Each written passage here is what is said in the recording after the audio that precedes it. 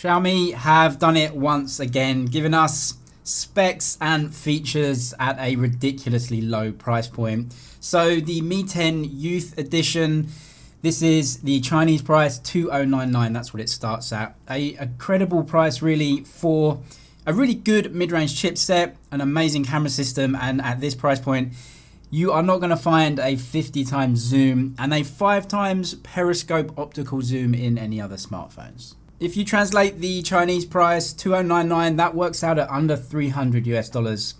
This is an amazing phone for that price. You get an AMOLED display, a quad camera, and really the second best processor in the world right now for Android anyway, the Snapdragon 765G.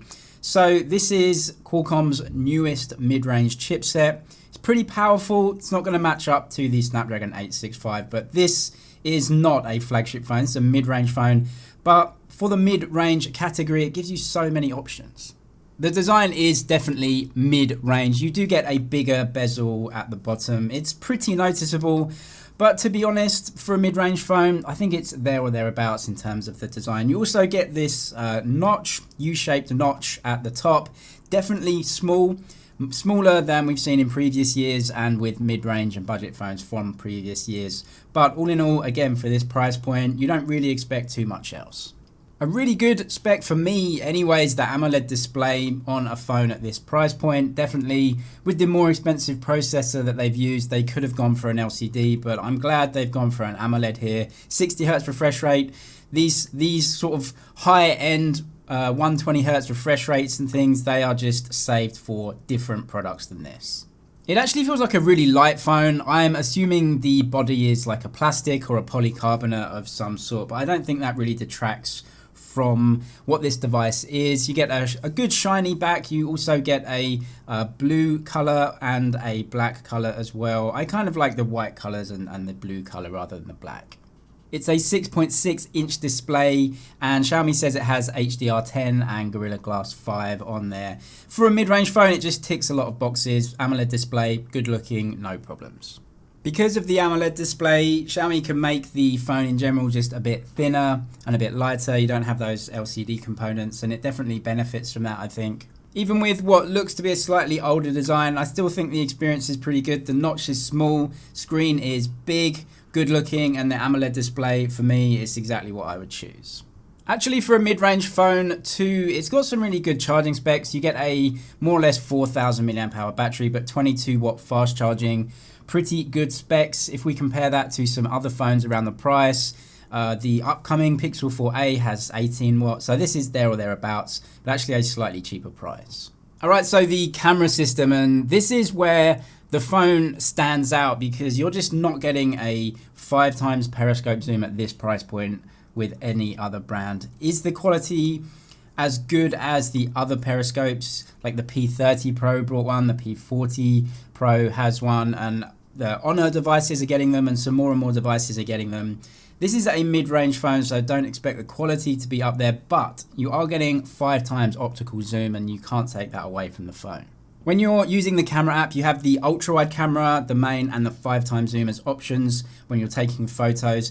At this price point in the mid-range, that's just a really good camera to have. Those are good options to have, and you don't see it in too many other phones. You have to go more expensive to get those options. From what I can gather, the main 48 megapixel image sensor is a Sony IMX582, or it could also be an OmniVision, depending on what type of phone you get. And these are definitely not the higher end of image sensors, but all in all, they should be getting some good results. I can't really tell you about the camera results without testing it in a camera test and putting it side by side with others. If you want to see that, do subscribe, that will be coming. You do get the ultra wide as well, and the 5 times telephoto goes all the way into 50 times zoom with digital zoom.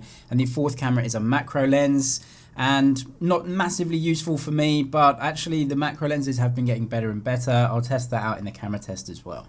Because it's a mid-range phone and a Xiaomi phone, we do have a headphone jack in here. It's definitely important for some people. USB-C charging. You just get a mono speaker at the bottom. There's no stereo speakers in this one. Where does it differ compared to maybe the Xiaomi Mi Note 10, which also has a zoom and a pretty good price point? Well, Xiaomi have delisted that product, so you can't buy it anyway. But definitely the Mi Note 10 was all about a really premium design in the mid-range and spending a lot of money on the design elements, the curved display, and that 108 megapixel image sensor. This one is really about the processor, which is the newer mid-range processor, and that periscope zoom camera, giving you that longer zoom range. As for availability of this phone outside of China, it may actually be rebranded once it gets outside of China. It's called the Mi 10 Qingchunban, which is Youth Edition in China. It could be called the Mi 10 Lite Zoom Edition when it gets outside of China, if it gets outside of China because of the zoom camera. The Mi 10 Lite already being released outside of China, but there's no Zoom Edition. So this could come as that. So if you're looking for this, you may want to watch out for the Mi 10 Lite Zoom Edition if it does come. All in all, I do commend Xiaomi for this phone, putting a periscope zoom camera at this price point, a really good processor and a cheap price overall. I'm sure it's going to do really well. A lot of people just interested in getting a bit more bang for your buck with the features. Subscribe for all the latest tech news and videos. That's it for now, but I'll see you in the next one.